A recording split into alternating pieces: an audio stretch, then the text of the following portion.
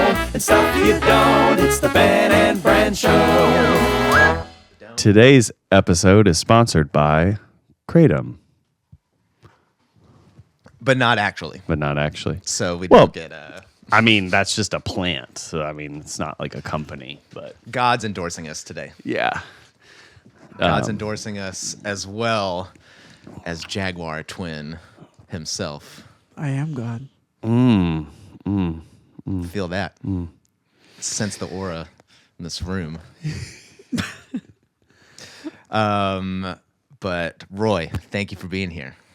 It's a pleasure to have you. It's beautiful to be here. This is about to be an epic episode. I already can tell. I think so too. Yeah. It's You're the always coolest guy I've ever seen.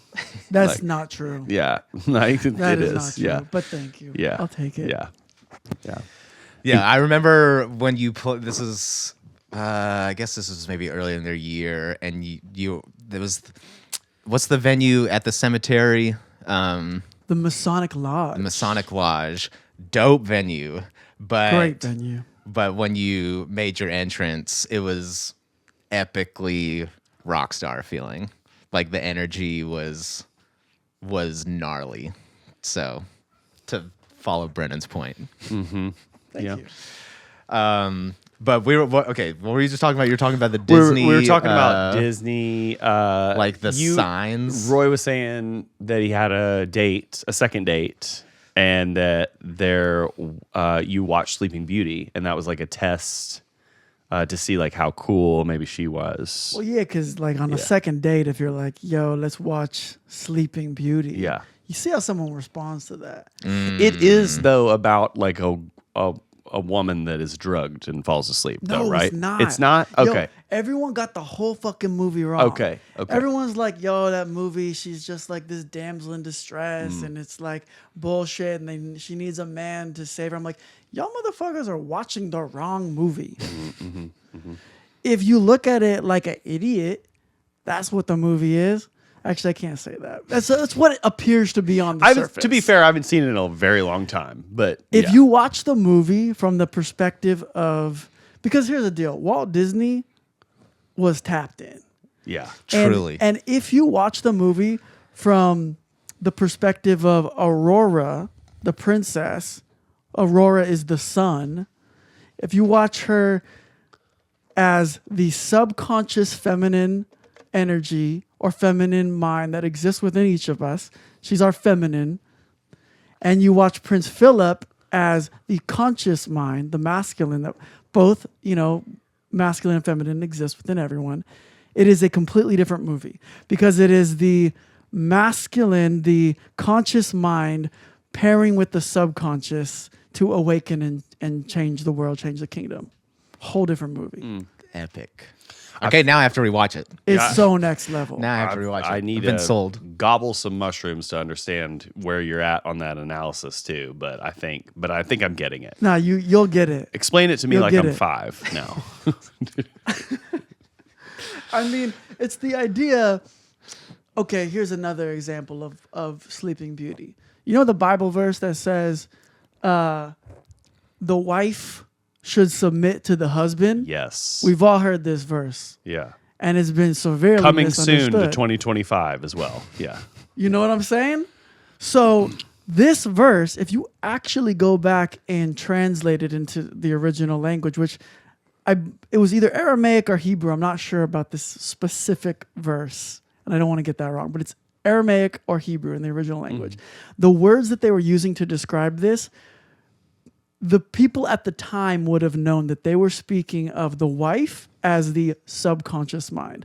The husband was always referred to as the conscious mind. So it was this code. The Bible's a book of magic. And so it was this code to show that your subconscious mind, your wife, will submit and be subservient to your conscious mind. So be very careful what you impress upon or impregnate your subconscious mind, because that will create your reality. Because your wife will submit to your husband. That's the idea that the Bible was trying to convey, and then we're just reading it in English, misinterpreting the whole thing. Yeah. Yeah. The average human is going to have a hard time. Translation. Yeah. Where's my fucking dinner, bitch? That's right. That's right. how Make me a sandwich. That's how far we've come. That's how it played out. Yeah. Yeah. So there's I mean there's but also that's Sleeping Beauty. yeah. There's also the I'd love to know your thoughts on the man shall not lie with another man. He's committed an abomination, and then a few lines down, don't you fucking eat shellfish, bitch? You know, because you're gonna die too. You know, honestly, Yeah. I have no fucking idea what that translation is. Yeah. Maybe shellfish is like a symbol for I don't know. Yeah. Honestly, I don't Who know. knows? How would Fucking we don't know? How would Could we also know? be if you eat this, you might ingest some bacteria and you might literally die. Yeah, it could be that. It could be. Think- that. isn't You that know, why? it could honestly be like at the time they're like, you probably shouldn't do this because you might get sick and Well, die. isn't Right. that the case with like pork, like in the Bible, and like not supposed to be eating pork because like it like literally could like make you sick and I like, can't kill you? imagine Maybe. the standards of preserving food. Probably no zero, probably refrigeration. zero. Yeah, And then Salt. also, if Wait, you but do, man should not lie with another man. We should also get to that.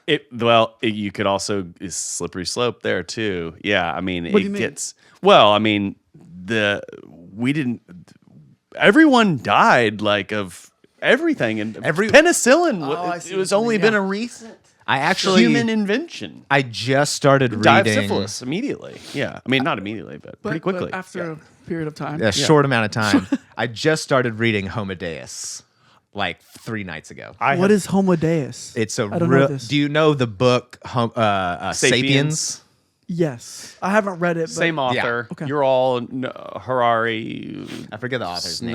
Yeah. Really, really cool. Well, so one Sapiens is basically just talking about All of human history. but Homo sapiens specifically compared to Neanderthals and Yeah. different human species that have existed through the millennia and why specifically Homo sapiens have ended up where they have and other human species have died off over the course of time. And it literally just covers, it's a crash course on Homo sapiens and how we, and the different revolutions that have happened over the course of centuries, like the agricultural revolution, the industrial revolution, and how all of these things really shaped how Homo sapiens live and the world we now know of.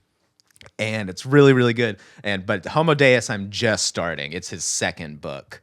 But they're basically saying like it's just until the last 100 years or so that people weren't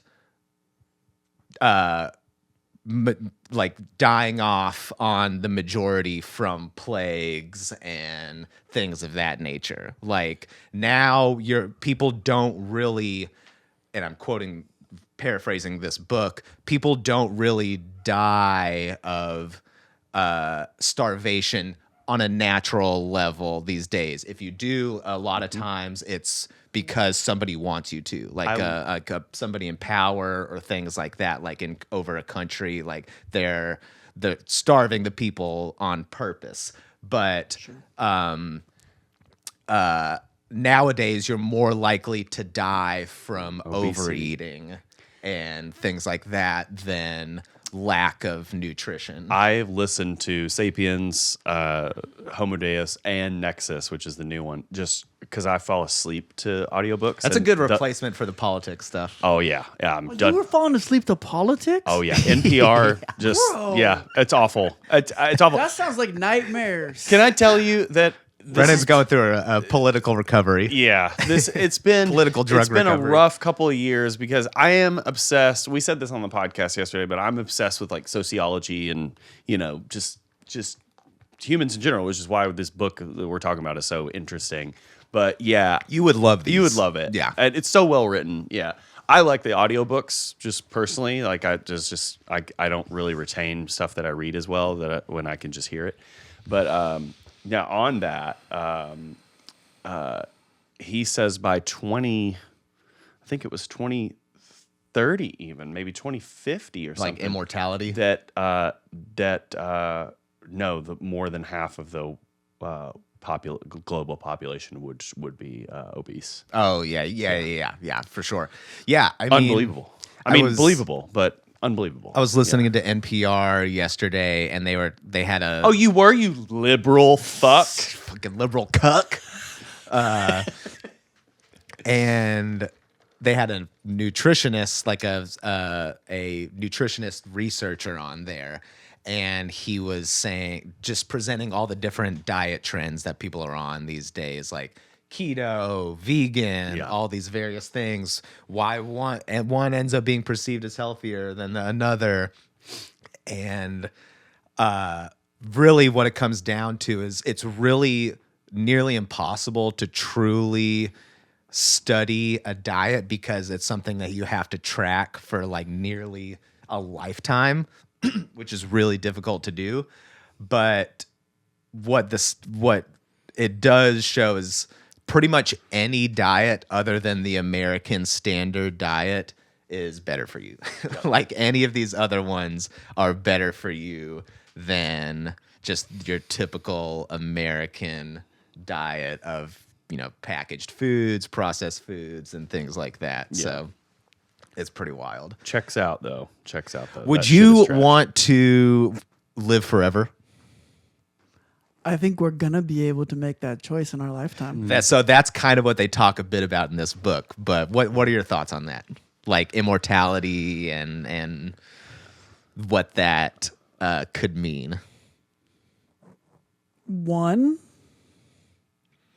I don't think we are ever born, and I don't think we ever die. However, living in this same physical body forever doesn't seem dope to me. Does not seem dope. Does not seem like maybe the a vibe. little longer. Like I would do like 300 years. I mean, that's long. That's a lot. That's long. Three.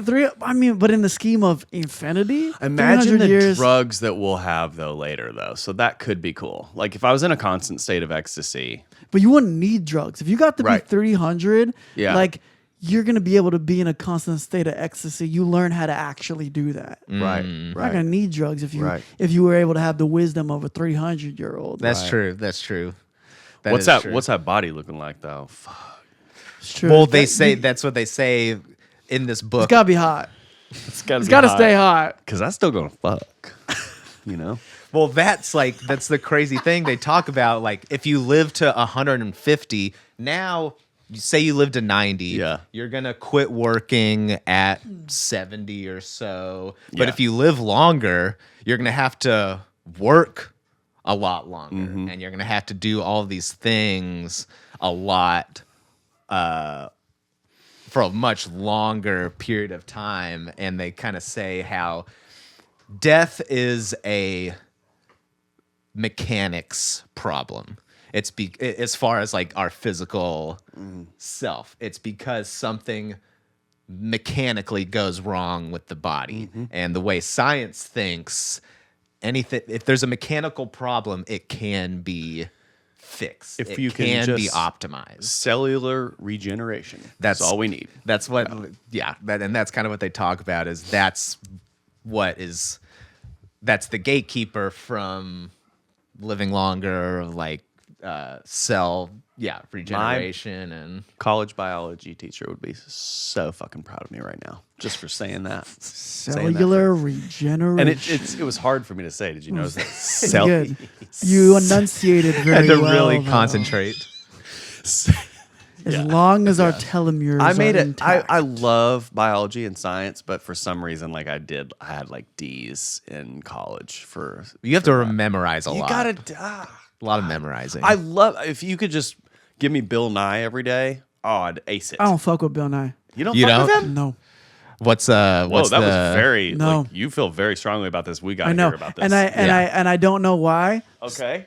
Something about him, I'm just like I don't trust you. so it's like a vibe. It's just a vibe. I've Yeah, had an yeah. interaction with Bill Nye. When I was singing at I can't say this is true or there's nothing. This is just my. I'm It's like a hunch. I don't know. So if something don't get comes it. out later, calling it. we called it. Okay. Yeah.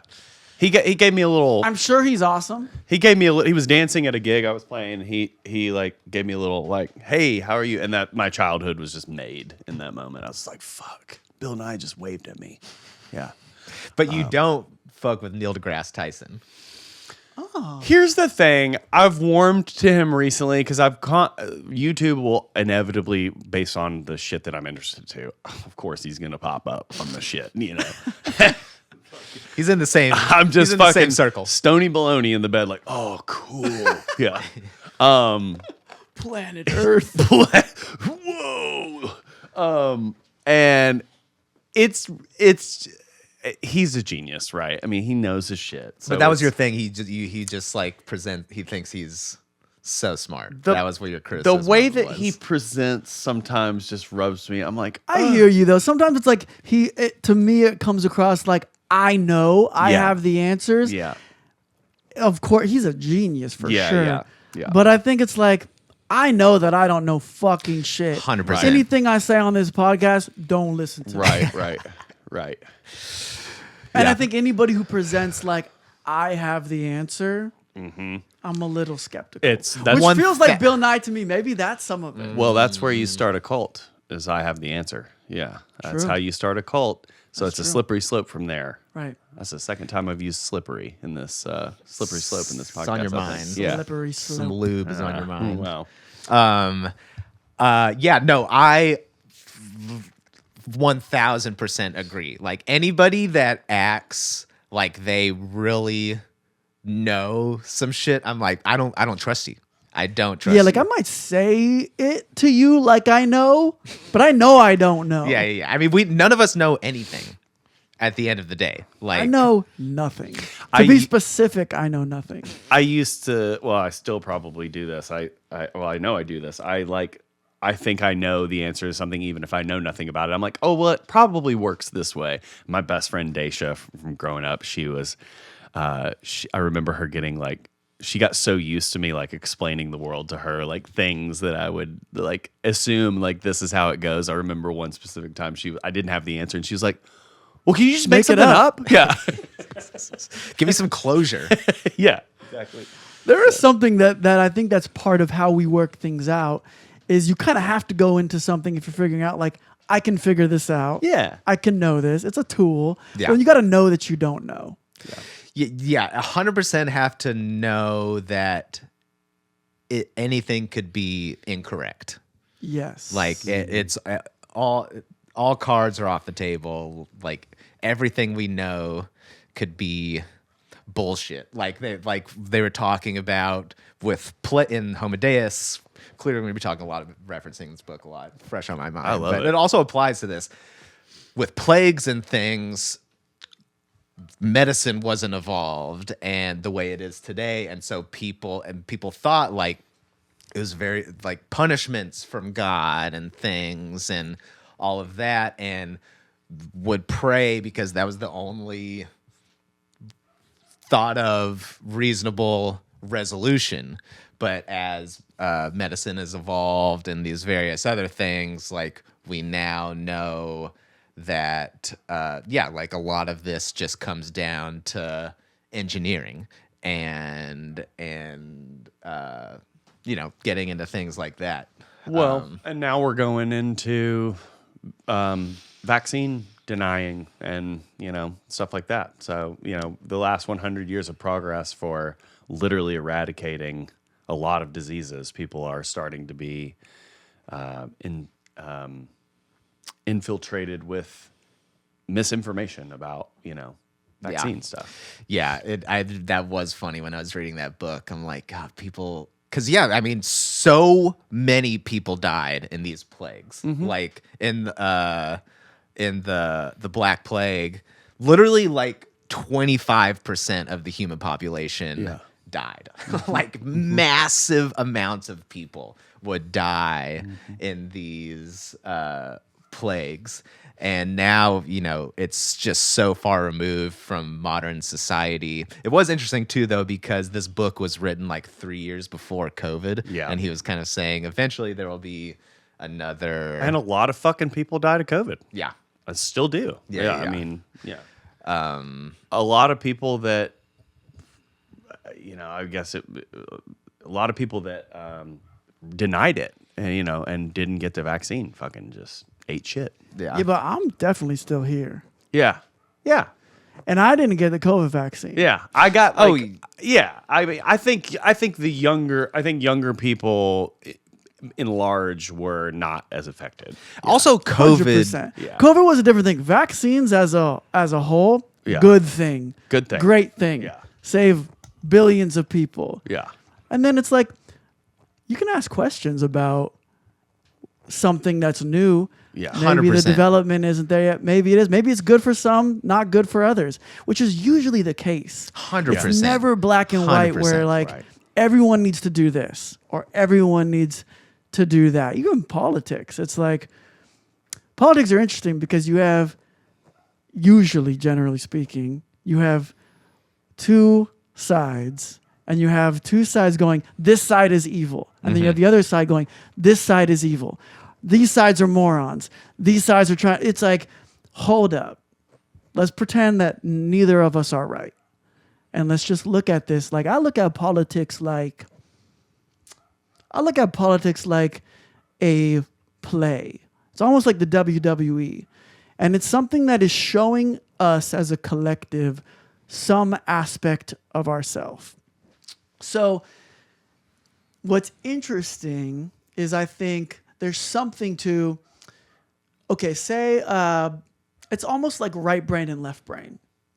So people who may find themselves leaning to vote, let's say Republican on the right, people who would find that probably most likely are very confined by their daily life, generally speaking. And these are broad, overly generalized, both sides.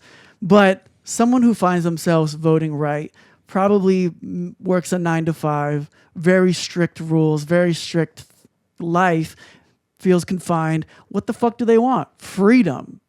And then that's like, okay, and that's something in like the orientation of how they see the world. And then someone who would vote left, let's say, is generally a more maybe open-minded person, generally more free-flowing. It's a lot of artists, musicians.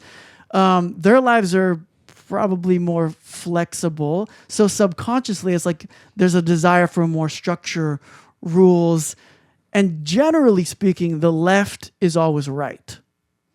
Meaning the left hemisphere of the brain, even, let's say in your microcosm, the left hemisphere, my left hemisphere of my brain generally thinks my logic is right. However, my right hemisphere, or you could even connect that to your gut or your intuition, something that you can't articulate,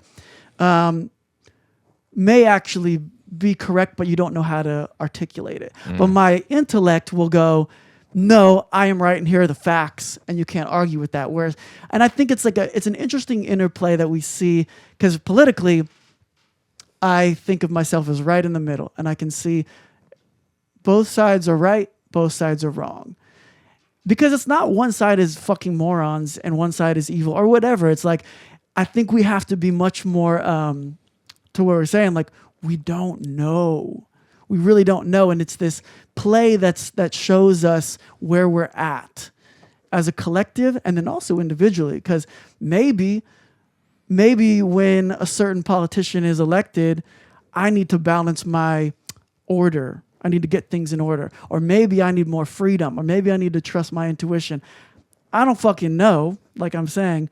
But I think there's something that's very interesting. And I think politics is a fascinating tool for human development that will always swing back and forth from the left and the right. 100%.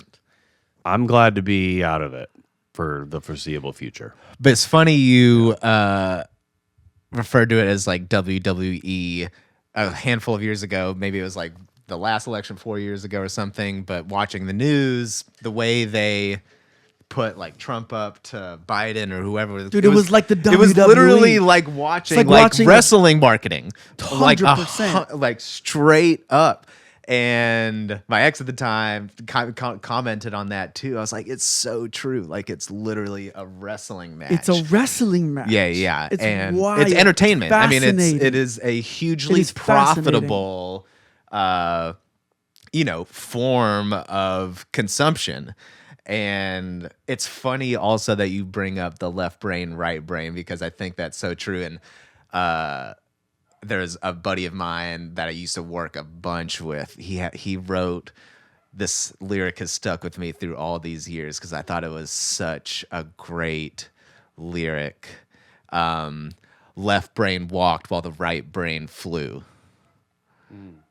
And that's how I always. Whoa. Yeah, it's a fire line. It's a really, and it was like in a verse, so it like rhymed and some other shit. But I was like, that's how I always remember like which one is which. It's like left brain is like like the more analytical, like based one, and the right brain is the more exploratory, intuitive. Yep. And you got to balance it both. It's also like your masculine and 100%. feminine natures within. Like you got to balance that shit. I'm reading Because it's interesting with like the intellect specifically is like such a powerful fucking tool that humans have. Like it's this sword. That can like protect and defend, but it can also cut shit down. And it's interesting. Like I love mythology. I'm a big mythology nerd. And Lucifer in mythology is always equated with the intellect, which I think is really interesting because the intellect is the highest, or Lucifer is the highest angel in God's kingdom with the greatest potential to burn everything down. And so the idea is that if the intellect is a tool subservient to the heart, which also can show up as intuition, but when you just know something, you feel something, even like your body feels something, then your intellect's job is to go, okay, well, I can make sense out of this. But the intellect, I know for myself, I can convince myself logically that anything is true with myself or with anything I see in the world. And the intellect has a superpower of that. That's why it can be subservient to your higher knowing, your heart, but it's got to be secondary. Yeah, intuition is along these same lines. So we're expecting a baby, and I'm reading this pregnancy book right now, and they're specifically talking about the birth process and just how crazy of an experience that is, just all around and all of that. But talking about mythology, one comparison they're using a lot, which I think is really good, is Apollo and Artemis. And like Apollo's like the really like orderly, like kind of left brain and very logical and intellectual, and we live in an Apollonian society. Yes, like everything is like based on order, and there's like a degree of like safety that like can provide intellectually, whereas Artemis is the wild one, like wild in the sense of like nature and intuition and instinct and not mathematical and things like that, and how there is an important balance between the two, and we don't live in an Artemisian society, and so that is really scary to a lot of people, just that sort of letting go of control, allowing just experience and intuition and things like that. And they use this in the book as far as like birthing. It's like you really got to embrace your inner Artemis to like go, just like go, because everybody wants to or not everybody, but it's common that people make a plan, they want to stick to the plan, they want to follow the rules to get to that plan. But birth is such a uncontrollable, wild experience that it's like you have to just embrace that sort of intuition and going with nature's sort of chaos and messiness. But that made me think of that. That's an interesting Artemis and Apollo. Yeah. And I think we do largely live in an Apollo kind of society. Yeah. But also it's like if it goes too far Artemis and too far chaos and freedom, we're also fucked. Yeah, so it's the balance is it very has to be a important. balance, because I think sometimes we as a species have a tendency to overcorrect. One way or 100%. the other. It's like, oh, we just need full freedom and full vibes and intuition. It's like, well, that's not necessarily helpful either. Like nature, let's say like nature left unchecked, because sometimes people are like, well, I just want to revert back to nature and the way things were. And you're like, yeah, it's beautiful, but like also humans and using logic and structure have the ability to make things way better than nature can just do on its own. Like, Yeah.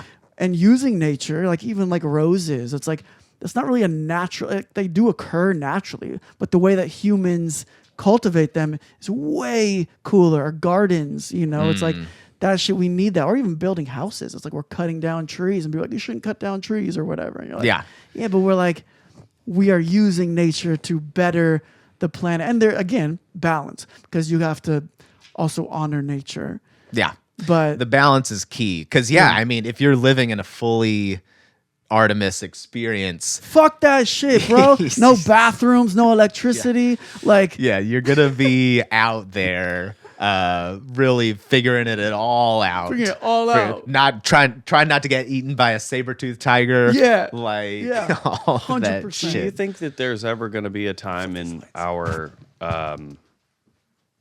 future that we do accept a socialistic, more so a society than we have now, like beyond social security and socialized medicine, but like where we actually can, like we were talking, I think maybe yesterday on the pod that we filmed, like we will eventually have the technology for robots to 3D print our homes, transport us places, grow our food, and make it for us. So do you think that we will ever agree and sort of cancel out the capitalistic nature of ourselves and everybody agree to flip that switch on, and everybody has their own little 1 acre lot, and everybody's happy. Most people don't have to work at all. I think in theory, it always seems like a good idea. I just don't think in practice, everyone having just the same thing. It's like everyone strives to Have big stuff, have big, and it's not we're even about so stuff. dynamic Yeah. as a species intellectually. Like, we range. Interesting point. Yeah. Yeah, I think about this a lot. Like, and you really can see, like, if you go to like a big football game, like an NFL game or something where there's like 100,000 people, it's like you're in an environment where everybody is so different from each other. And it's interesting because you're all coming together to sort of view this specific event, and you're interested in this event, but a lot of like we went to a 49ers game in San Francisco a couple months ago, and I was sitting there and just sort of people watching, and it's like I wouldn't come into contact with the majority of these people at all just in my daily routine, but just in the sense of we're so different as far as what our daily life looks like, what our values could be, but then at the same time we're also so similar because we're all there watching this event that we're interested in and invested in, but we have such differences mixed in with all of that, like what our family looks like, what our background is like, what our culture that we come from is like, and there's so many variants. So it's hard to, I think, that's like a very, talking about Apollo Artemis, that's a very like Apollo system. Like in theory, it would have to be very orderly, it would have to be very organized, and everything would have to fit in these literally like neat boxes. Whereas I think that defies a big percentage of human nature. Because I think humans kind of want to, it's like strive to be the best. Like if I'm going to go out and play like violin, it's like, there's a hierarchy of like, okay, I just like started playing. And then there's the people who like fucking rip. And like, if I'm just starting, I know I'm down here. But on like certain things, I'm like, I know I'm, you know, okay, I can cook. I'm like here in the hierarchy of cookers. You know, then there's people who are way higher above, and they like have this wiring where like they should be rewarded for being the best cook. I don't want to get paid as much as you do for being that cook. Yeah.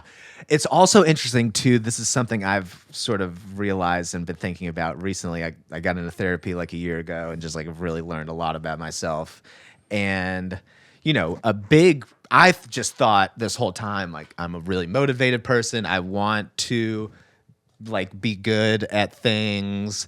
But I've realized there's this whole other layer to why I am so invested in, let's say, music. I mean, there's other things, but music's obviously the real big one for me.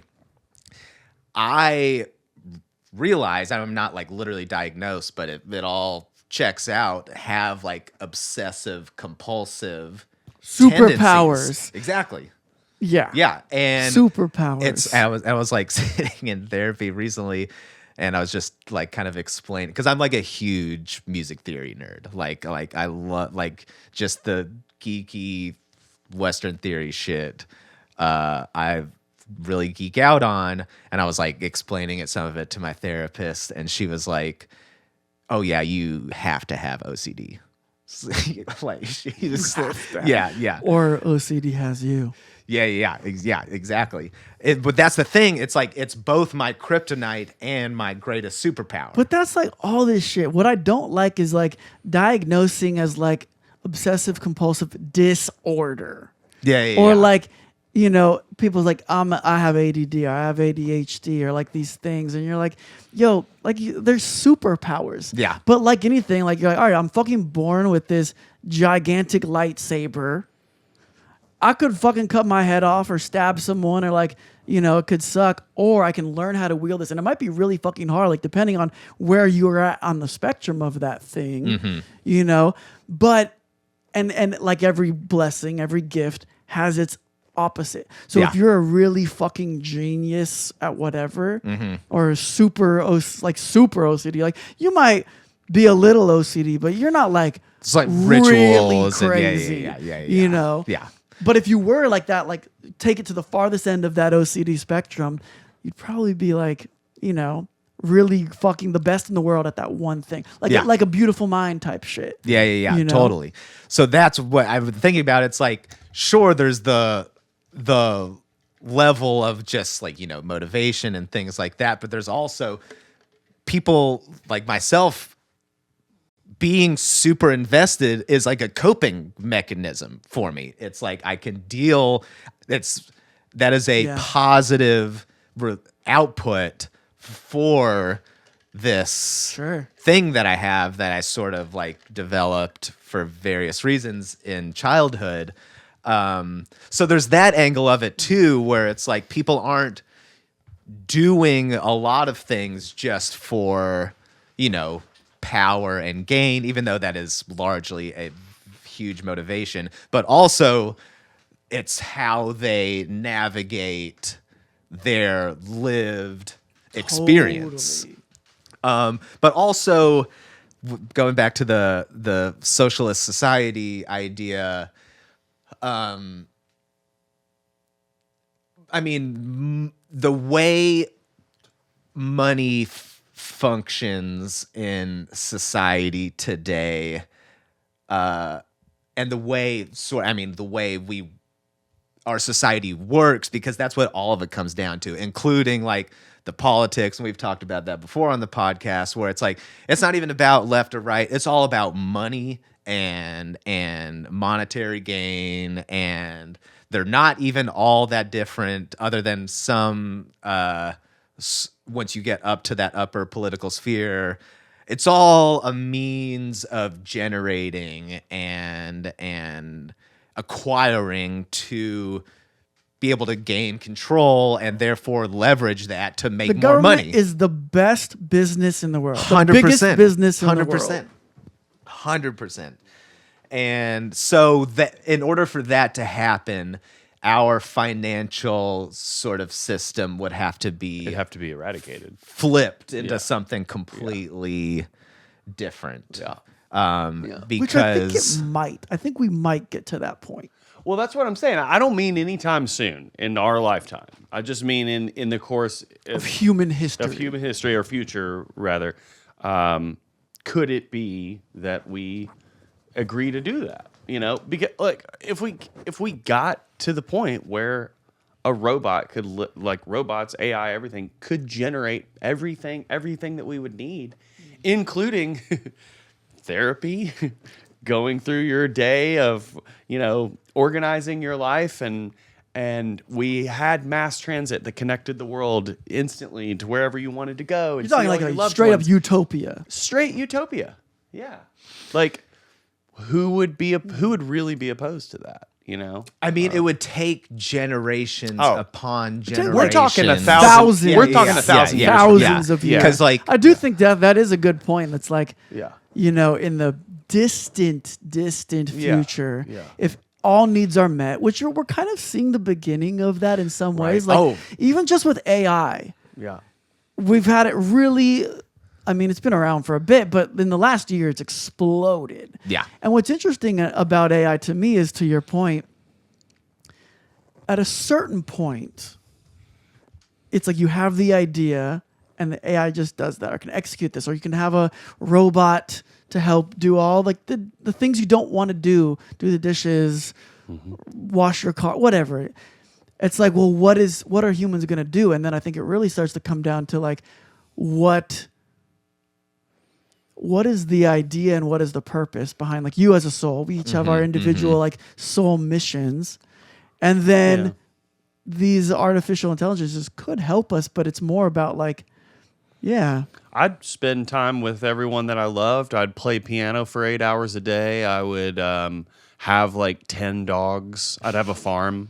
that would be dope. alpacas running around. Yeah, alpacas, goats, horses, cows. I mean, give it to me. I mean, I could occupy my day just fine. I'd sit here with little Uncle Baby Billy and Uncle Baby Benny. I mean, and make some beats, and I don't know. But you know drink what's some interesting, because that brings up Kratom. another point, Yeah. is if everyone is, okay, we have a perfect society, Mm-hmm. everything's taken care of, we can do whatever we want through the days, I think there would have to be something that we are still building and continue to grow. Like there would have to be, because if something reaches a certain point, if the nature of the universe, if it's not moving forward, it's decaying. So at event, maybe we could sustain that for a few years, maybe 100 years, maybe 1,000. I don't know. But at a certain point, if it just stayed there, it would decay in some way, or we would decay as like, well, now we're bored, so we're just gonna burn this shit down. Yeah. No, I would get bored, probably. well 100%. But I also think, to that point, we are so wired. I mean, you could argue it is literally everything about us to evolve.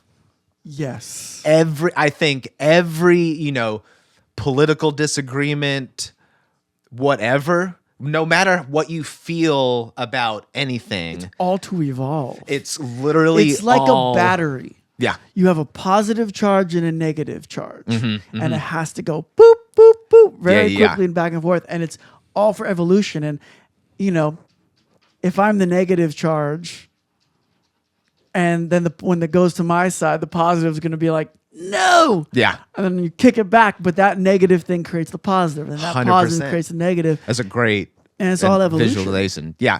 It's all to evolve. Like, Yeah. take away any sort of, moral bias or moral judgment. Like, if you see somebody and they won't even recognize this themselves necessarily, but you see somebody that's like, let's say, for example, very pro-life.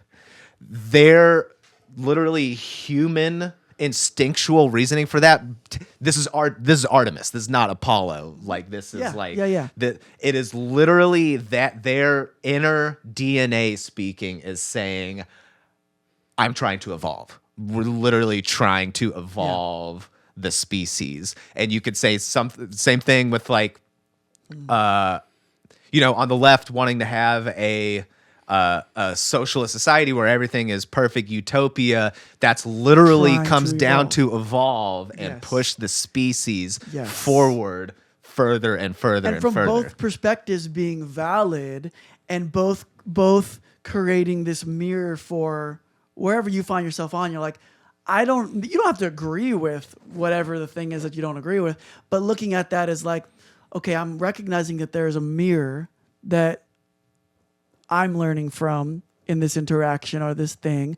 Because a mirror, it's like you're looking at yourself, it's just in reverse, because when you look in a mirror, it's in reverse. And so it's like, okay, if I can see in my mirror, and if this person is triggering something in me, a negative response, then I'm probably triggering a negative response within them.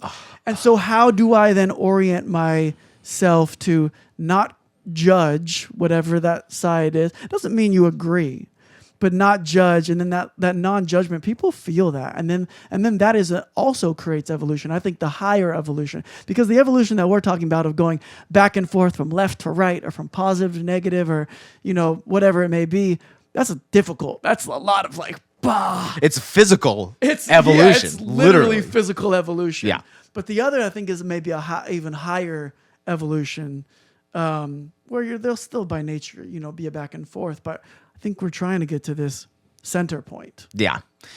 Yeah. I mean, the mirror is also a great point because anything that we feel a kind of way about something, like if something, if somebody, I don't have an example, but does something that makes us feel strange, that is a reflection of something inside ourselves that is sort of unresolved or uncomfortable, or there's some fear or something, like anything that the outside world makes us feel is some kind of reflection of something happening inside of us. Because you can't make anybody really do anything. I mean, like No. if you had a gun up to their head and something like that, but you even can't at make that, somebody yeah. feel something. You can't make somebody feel something. Yeah, like that's going to be a reflection of what's inside the person, positive, negative, whatever. This is good. We got really heady and real deep real quick. Yeah. I knew. That's called We need some jokes. That's called a dicking down of the mind. We just dig down the mind. Yeah, if you guys are still with us, Yeah. you a real one. You I a don't real know Whoa. Artemis and Apollo, but mate's much junk. So I don't know. one. Sounds like the devil. Sounds like much junk to me. Okay, so I'm sure we'll get back Roy! onto some crazy stuff, but Hey, so get on in here, Hey! Roy. Roy, I don't know a thing about you. Okay, well, I was gonna say Roy is like the alchemist. So hot, first of all. Hey, you're hot too, Yeah. Brennan. Oh, I'm aware, but like, yeah, It's a hot room. yeah, hot room. Yeah. Benny, you're the sexiest. Well, of I've us been all, checking so- out. Benny's jacked right now. I've been in the kind gym. of jealous. He is Yeah, jacked. Benny's Gym. jacked. I've been off my. Well, I've not been off my routine of working out. I just haven't been putting in as much effort, and also just like stuffing my face with sugar. So I'm like a little out of shape. Ooh, but, what's your vice? drugs? But I meant more Yeah, for like yeah, for food and sugar, No, but no. fair. No. My vice is What is your, like, I eat food fix? really clean and healthy. I just tend to sometimes I'll eat too much, and then like Aaron keeps like bringing home like those little peanut butter cups from Trader Joe's, and then I'll make like a healthy fat snack though. Like it'll be like oats and But, like, organic chocolate peanut oats butter. with- yeah, yeah, like yeah. and Yeah, like yeah. whipped cream and stuff. It's not like a candy bar or like cake, well, I you don't- look great. Thank you. I don't drink a lot anymore. I actually am like not I haven't smoked weed in a few days. a couple other things that I've had issues with that I won't mention on the air. I've been Illicit clean. substances. Yeah, yeah. Illicit substances. I've been freeing my brain of the addiction to politics and news and everything. So it's actually like been really good. Like, Sober a couple wave of is the days. wave. Yeah. The sober dude, people are on the sober wave. Yeah. I'm about it. I love it. Yeah. Yeah. Are you completely sober, Roy, or do you? Yeah. I don't drink. Yeah. I don't smoke. Yeah. I don't do any drugs. Yeah. If I want to get really crazy, I'll have some caffeine, like Yeah, a green some tea kratom. maybe. Yeah. Yeah. But yeah, it's been a few years now. Cool. What was the was there any particular moment where you said I've got to stop this, or was it just like nah, not for me anymore? I think with alcohol, alcohol was what I quit first, Yeah. and I was really doing my best to, like, how do I live to like my full potential and expand my mind and expand my heart. And so I started like meditating and getting into spirituality and these things. And I think after just going through it a while, I was like, I think one of the biggest things about the spirituality for me is like, you learn how to, one of the things you learn is like how to communicate with your highest self, or you could call it God, or you could call it your higher self, you could call it source, or whatever you want to personify the name as. But it's the true inner voice inside each of us that helps you and directs you where to go. And I think we all have this. We're all born with this innately, but it's such a small little voice. And then we have all these other voices, the voice of the mind, or the voice of passion, or the voice of, like, even like I love mythology and all these things. So it's like, if I fell in love with someone, in ancient times, I would have said, I'm possessed by the spirit of Venus because I fell in love. And you feel like you're possessed and you see the whole world differently. Now, the ancient people didn't actually think, largely the educated ancient people didn't think that this being actually came and like inhabited them.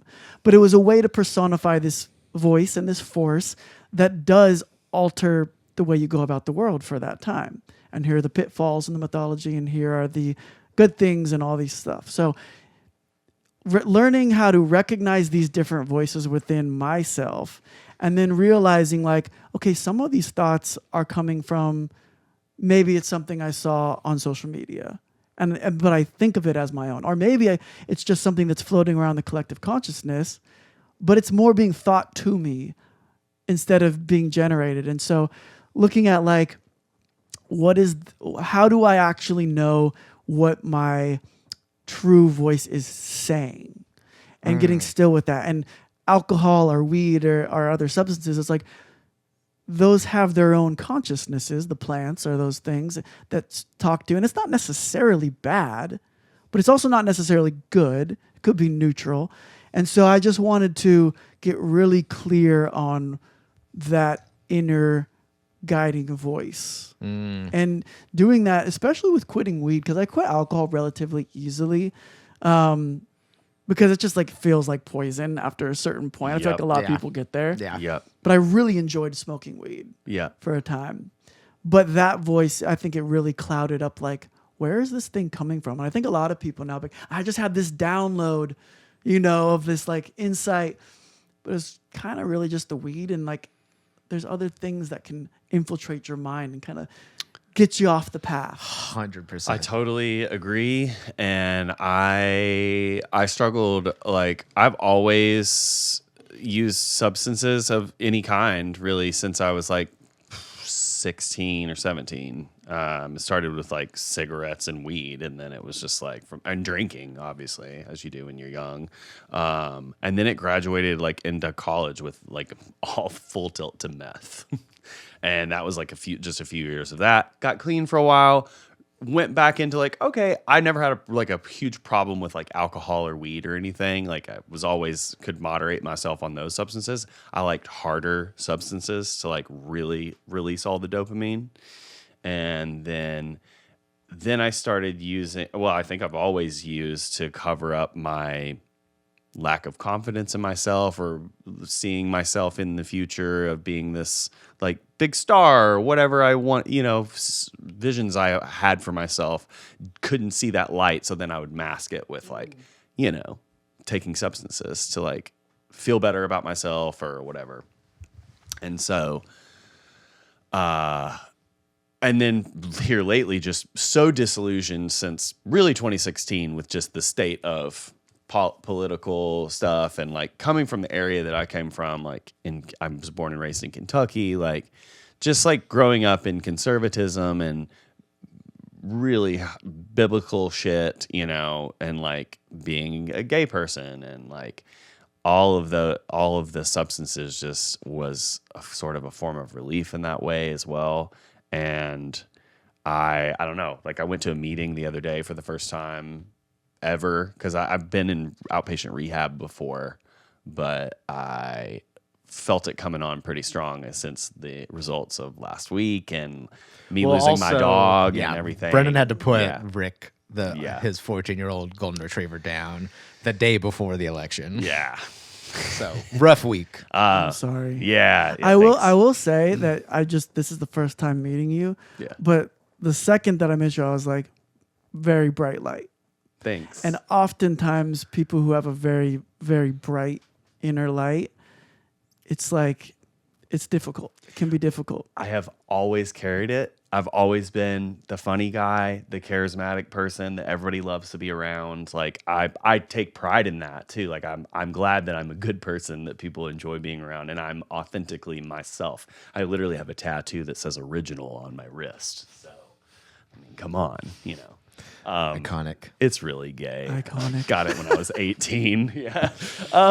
But anyway, yeah, thanks for saying that. But that does really come with, I think people that do shine really bright are always really super outgoing seeming or presenting.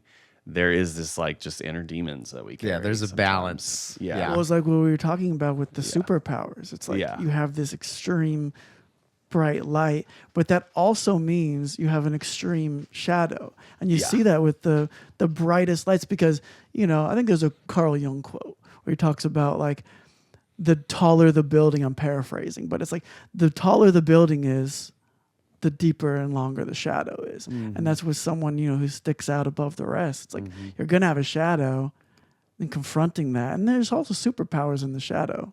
Yeah. I mean, that's usually where they are. Like, it's usually like where you they gotta are. yeah. But it's like this existence that we are in, this specific one, has a very, very crazy way of balancing out. Like it really, I don't know. It's just, I don't know how to even explain it more than that, but it's the yin and yang of life can be so apparent. And even like, there's something as like surface as just like an election. It's like we're literally so nearly 50-50 of thinking about life in different ways that creates this really sort of balance, even though, I mean, similar to the Artemis sort of mythological comparison, it's like really messy and it's not like clean and orderly, but there is this like very earthy balance that exists in this existence. Who knows about the next one? I think about that a lot too. I do think that like especially like the human souls who are on the planet right now are very interesting souls who have chosen to be at this time in history, because I think this time in history is like, I mean, it's wild. It is I think we are a bridge because, even we're coming off of the age of Pisces, which is very about follow the leader. You have your celebrities or your figureheads or your politicians or wherever. And it's like, I trust you, I follow you. And we just moved into the age of Aquarius, which is very much about you are your own teacher, you are your own guru. And we're seeing that. I mean, even with all the Diddy shit, it's like people don't trust celebrities anymore. yeah, Celebrity for tells sure. you to vote for this person. No. Or Yeah. celebrity tells you like this thing is good. Why would I trust you? Yeah. And I think there's We a have, we have a song. You have 1,000 that. pounds of lubricant in your house. yeah. What, you psycho? Yeah, 100%.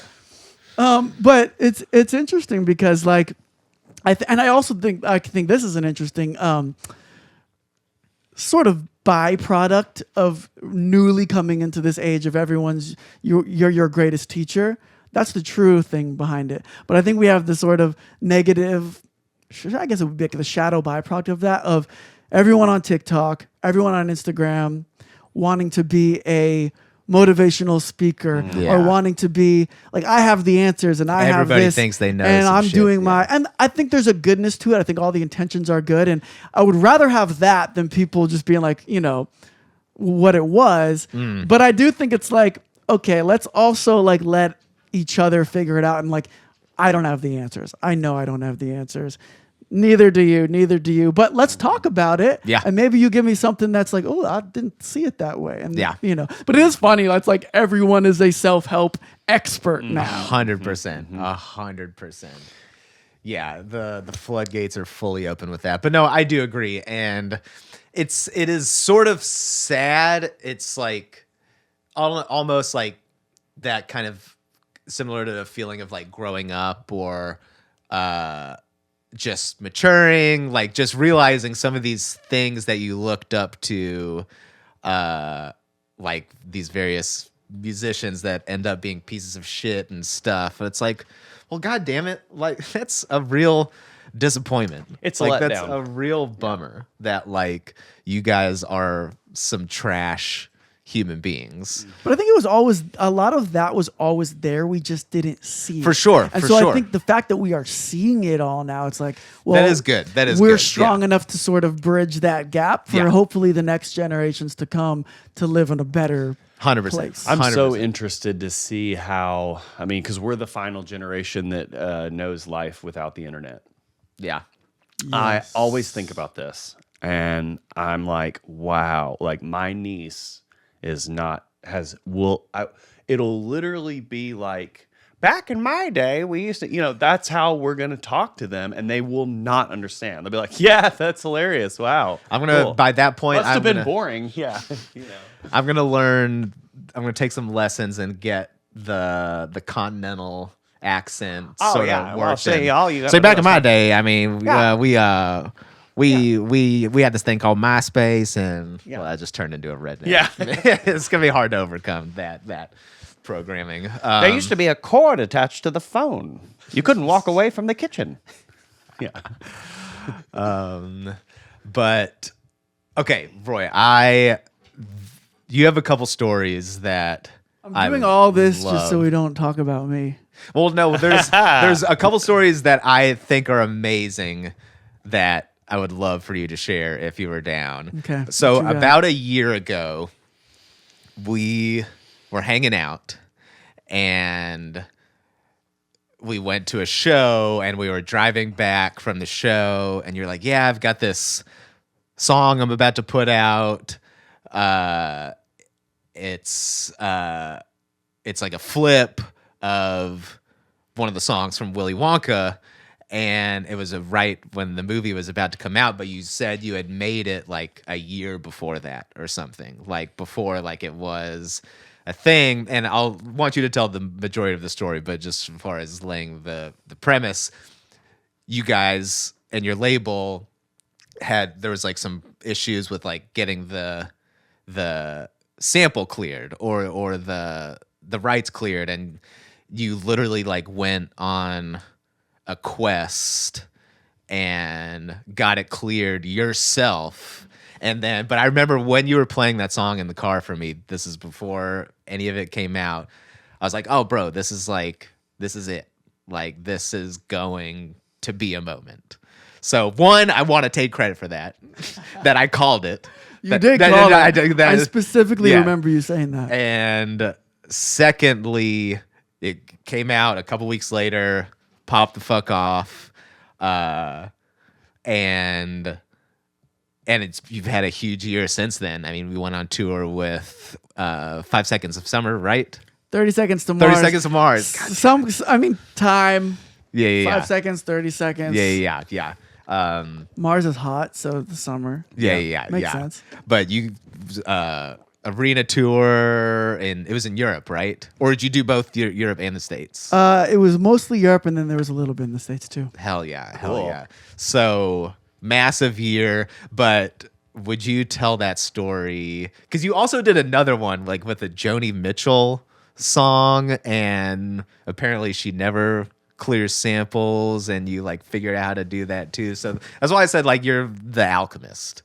And Yeah. so let's if you don't mind sharing this story. It's a really great story. It's a really good story, and it was a really good experience to have happen for me.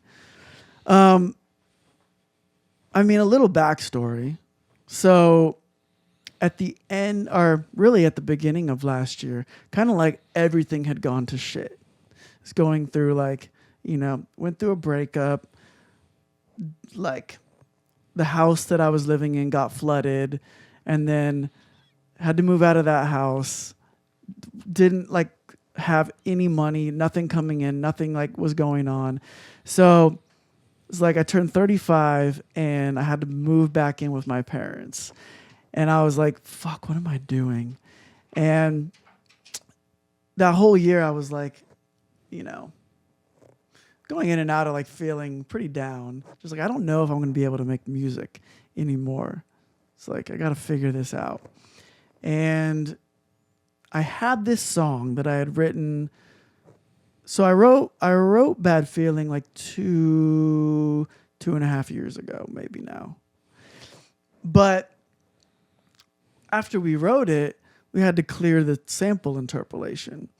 And so I had tried many, many times with my lawyers reaching out, with the record label's lawyers reaching out, with managers reaching out, all these different ways to get the sample cleared over the course of like 6 months.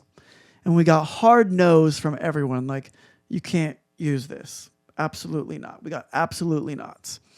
And so last year, I was in London and talking about that higher voice, that sort of that voice that guides you to wherever you're supposed to go. I was really working on and have been really working on getting very clear with what that voice is and listening to it. And it usually says the thing that you don't really want to do or that seems impossible, generally speaking. And it became really clear, like that voice, because I was like, what do I do? What am I supposed to do? And the voice comes in, which is, it's like your inner, it's like you talking to yourself essentially, goes, release bad feeling.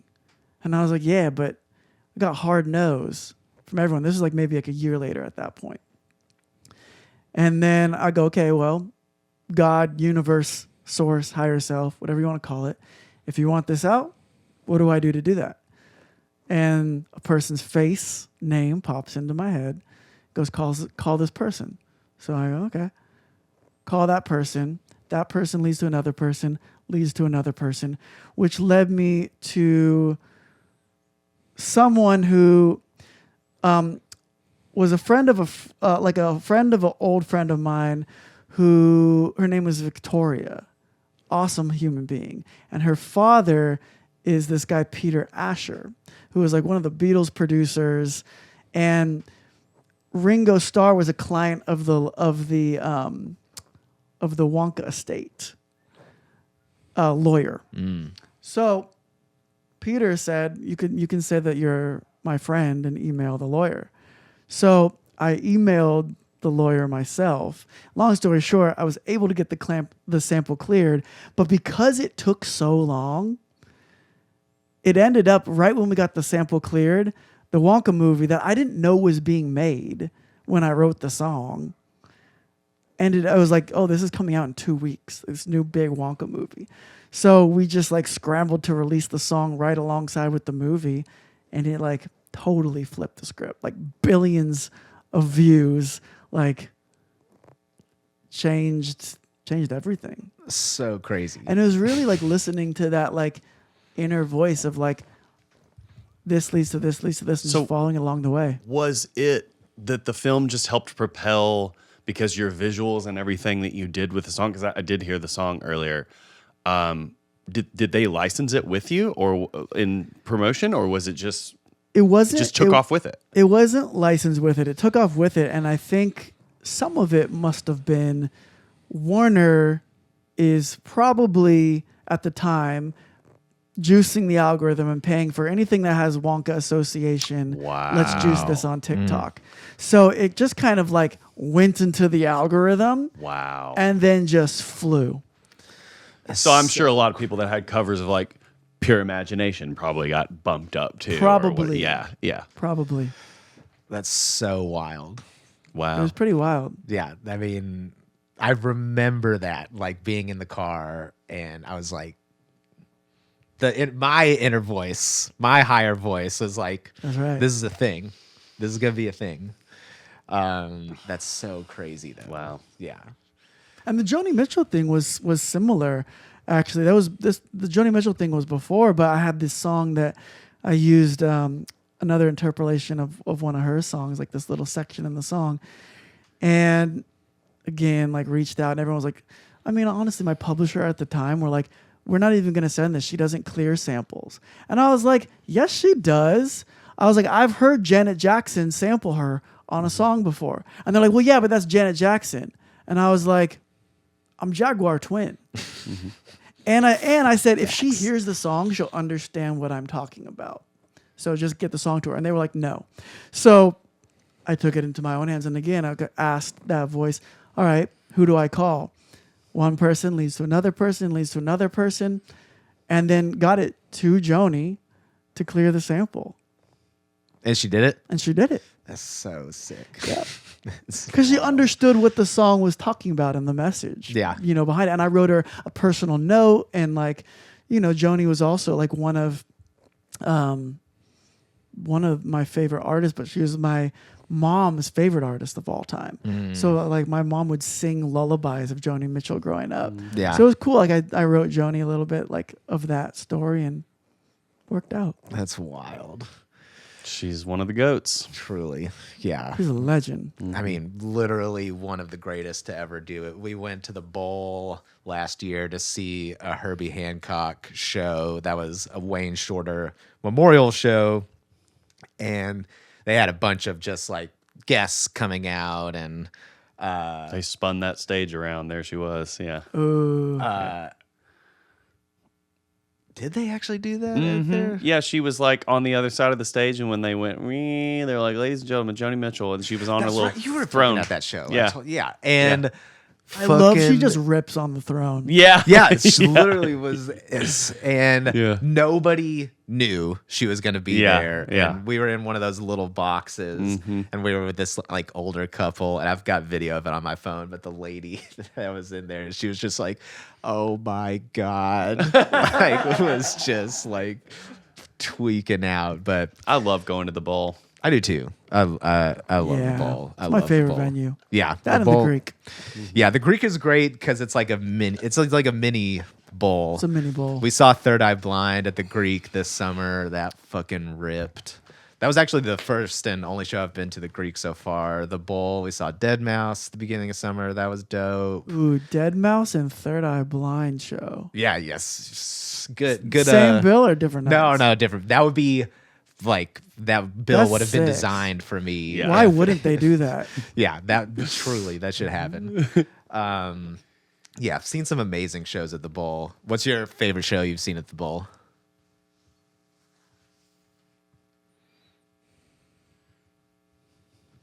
M83. Yeah, that'd be a good one was there. really That'd be cool. a good one there. Yeah.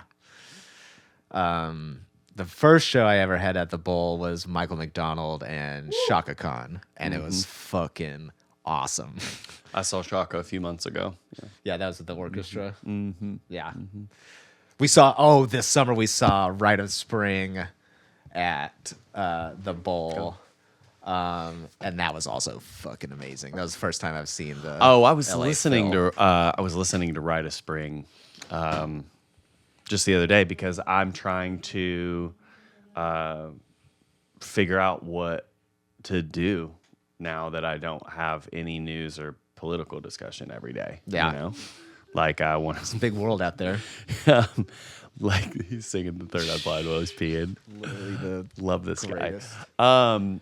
Yeah, I was listening to Rites of Spring. I'm just gonna do classical music. I think I'm gonna be like back to my Prodigy level on the piano. Fuck yeah. After this is all Just over. record that shit. So yeah. Chill piano playlist. I'm really, Get really, that money. really dialed in now that I'm like not smoking weed all day and freaking out.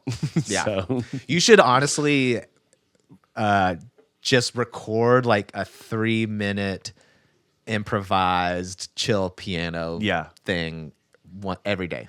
Just do one a day. Just sit down and just do like that's a good idea. an improvisation for like just chill, like not like some crazy ripping classical shit, just some like pretty chill piano, and we could put those out. Okay. And That's a really good idea because I've got the setup. I bought the shit. Yeah, I got the thing. yeah, you don't have to worry about vocals, No. like just like record some like chill. And you could just mix it. Yeah, it'd be easy As long as And I'm not going- pulling out once a week, every 2 weeks, and just get them like get that streaming money. That's a really good idea, Benny. I'm full of them. It's almost like we should be friends and start a label together. Yeah. Yeah. Almost. Wow. Almost. This has been really fun. Yeah. I knew this episode was gonna be fucking awesome. Oh yeah. What else? What else do we have today? I mean, we could talk about all sorts of shit. Peaky peeker.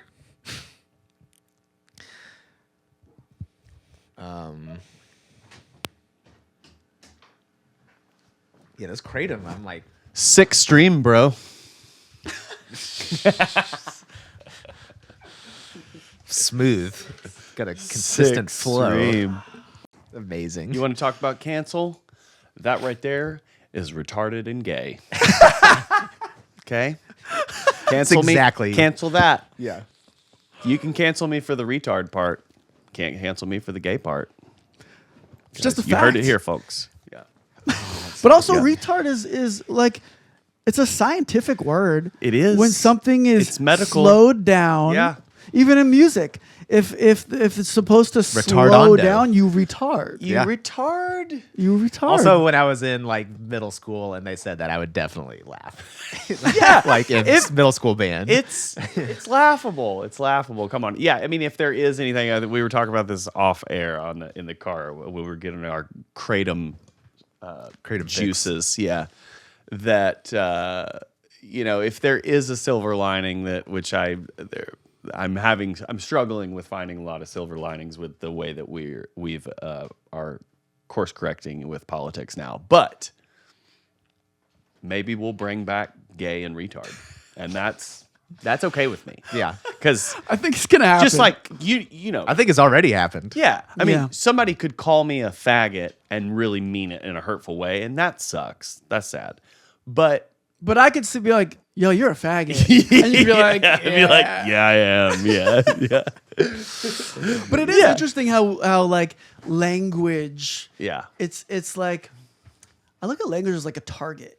Like, Yeah. we don't need to get so specific about like what you can and cannot say or do. It's like so much of the intention. Language, I guess it's also people are oriented differently with the way that they use language. I use language like a paintbrush. Like usually I say the wrong shit, but like we're talking and you probably know what I'm getting at. Yeah. And vice versa, like misspeak something and then people on the internet might like pick apart the exact words you use and you're like, you're not being intuitive enough to actually try to understand what this other human being is attempting to communicate. Context. And oftentimes people don't even want to find that. They want to find the opposite. Like they want to yes, they can look for something to get pick you. apart. Yeah.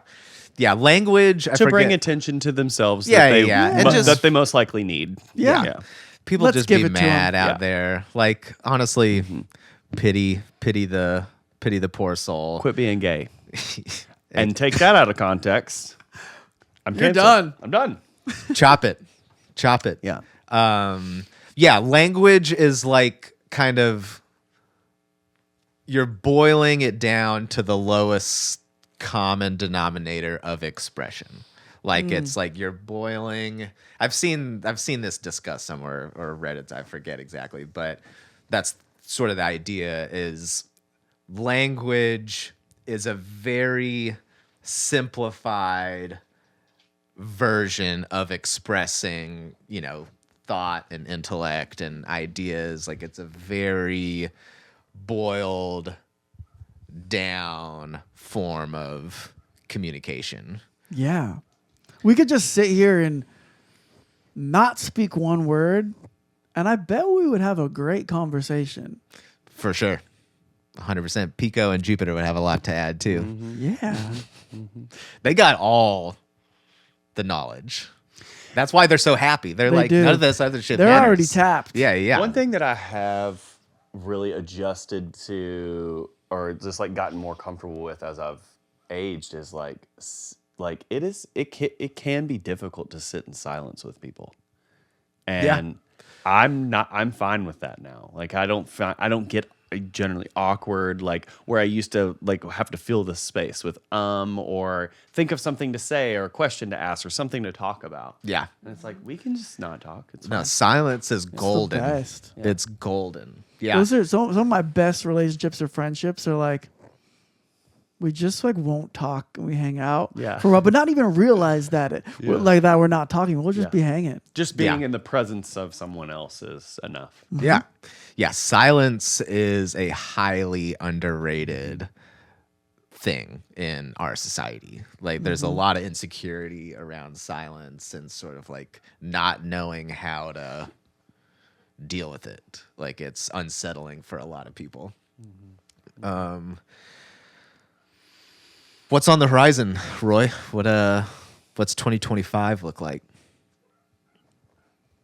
I think that's above my pay grade. Yeah. That's An amazing answer to that. for me specifically. Just doing my thing. Yeah. Doing Jagwar Twin, creating a bunch of music, gonna be dropping stuff. Nice. I want to see you perform now. so Come good. through. So good. Yeah. Are there any shows planned right now, or is that something that's going to be happening? It's gonna be happening. In Yeah. the works. Nice. Cool. Nice. And where can people find you? On the internet, not in life. Yeah. Or in Yeah. life too. Yeah. My address is 11933 South Bravado Boulevard. Okay, great. Nice. Thanks for Nice. sharing You can that. Come find me Love it. on the internet. Cool. We'll put it in the show notes. Yeah. Jaguar Twin. Yeah. With a W. JAGWAR. I feel like Twin. anybody can find anything anywhere. Yeah. It's true. It's true. It's been a fun chat. Yeah, Roy. is This so I knew fun. this Yeah. was gonna be next level. Yeah. Stoked to have this. This And was we'll good. we'll definitely have to do another one at some point. This was Yes. good. Yeah. This was very good. Awesome. Everybody, thank you for tuning in. Ben and Bren Show. Peace. See ya. Stuff you know and stuff you don't. It's the Ben and Bren Show.